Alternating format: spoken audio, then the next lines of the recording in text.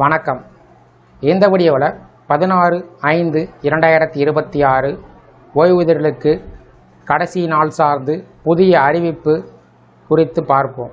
இந்த வீடியோவை தொடர்ந்து பார்க்குறதுக்கு முன்னாடி நம்ம சேனலை இதுவரைக்கும் சப்ஸ்கிரைப் பண்ணாதவங்க இந்த வீடியோக்கு கீழே இருக்க ரெட் கலர் சப்ஸ்கிரைப் பட்டன் அழுத்தி சப்ஸ்கிரைப் பண்ணிக்கோங்க. அப்படியே பக்கத்தில் இருக்கக்கூடிய நோட்டிஃபிகேஷன் பெல் சிம்பிளையும் ப்ரெஸ் பண்ணுங்கள். அப்போ தான் நம்ம சேனலில் இதுபோல் வீடியோக்கள் அப்டேட் பண்ணும்போது அதற்கான நோட்டிஃபிகேஷன் உங்களுக்கு உடனுக்குடன் கிடைக்கும்.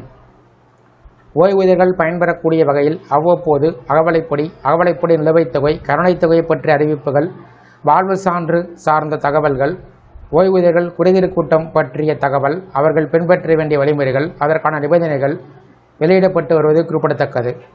ஒவ்வொரு மாதமும் ஓய்வூதியர்களுக்கு என்று மாவட்ட ஆட்சித்தலைவர் தலைமையில் நடைபெறக்கூடிய குறைதீர் கூட்டம் பற்றிய அறிவிப்புகள், அஞ்சல் துறை சார்பில் கோட்ட அளவில் நடைபெறக்கூடிய ஓய்வூதியர்கள் குறைதீர்க்கும் நாள் கூட்டம் பற்றிய அறிவிப்புகள், இராணுவ ஓய்வூதியர்கள் ஓய்வூதியம் தொடர்புடைய குறைகளை சரி செய்வதற்கான முகாம் சார்ந்து தகவல்கள் வெளியிடப்பட்டு வருகிறது.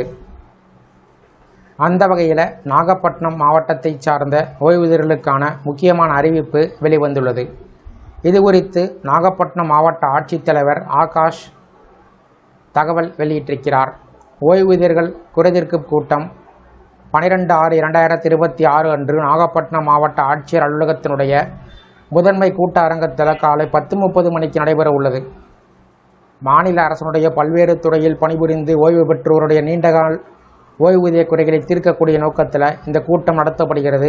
மேலும் இந்த நிகழ்வில் திருச்சி கருவூல கணக்குத்துறை மண்டல இணை இயக்குனர் கலந்து கொள்ள உள்ளார் என்பது குறிப்பிடத்தக்கது. ஓய்வூதியர்கள் தங்களுடைய குறைகளை எழுத்து மூலமாக அதிகாரபூர்வமாக அனுப்புமாறு மாவட்ட நிர்வாகம் கேட்டுக்கொண்டுள்ளது. மனுக்கள் இரட்டை பிரதியில் அனுப்பப்பட வேண்டும் என்று அறிவுறுத்தப்பட்டுள்ளது. மனுக்களில் மனுதாரர் பெயர், அவர் ஓய்வு பெறும்போது வகித்த பதவி, முழுமையான முகவரி, ஓய்வு பெறும்போது பணியாற்றிய அலுவலகம், ஓய்வு பெற்ற நாள் மற்றும் ஆண்டு ஆகியவை குறிப்பிட வேண்டும். அதனோடு ஓய்வூதியம் சார்ந்து என்ன குறை உள்ளது என்பதையும் விரிவாக எழுத வேண்டும்.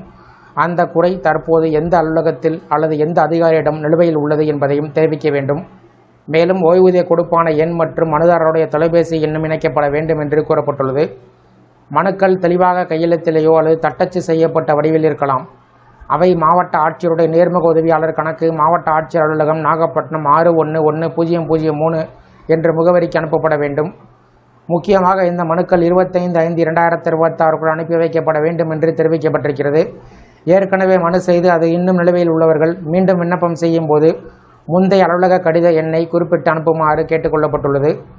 மேலும் மின்சார வாரியம், தமிழ்நாடு அரசு போக்குவரத்து கழகம் மற்றும் நூற்பாலை போன்ற நிறுவனத்தில் பணியாற்றி ஓய்வு பெற்றோர் தங்களுடைய விண்ணப்பங்களை நேரடியாக மாவட்ட ஆட்சியர் அலுவலகத்திற்கு அனுப்பாமல் சம்பந்தப்பட்ட உயர் அலுவலரிடம் அனுப்ப வேண்டும் என்று மாவட்ட ஆட்சித்தலைவர் தெரிவித்திருக்கிறார். இந்த ஓய்வூதியர்கள் குறைதீர்ப்பு கூட்டம் பற்றி உங்களுடைய கருத்துக்களை கமெண்ட் செக்ஷனில் பதிவிடுங்க. இந்த வீடியோ பிடிச்சிருந்தா வீடியோக்கு ஒரு லைக் பண்ணுங்கள். இந்த வீடியோவை அனைவருக்கும் ஷேர் பண்ணுங்கள்.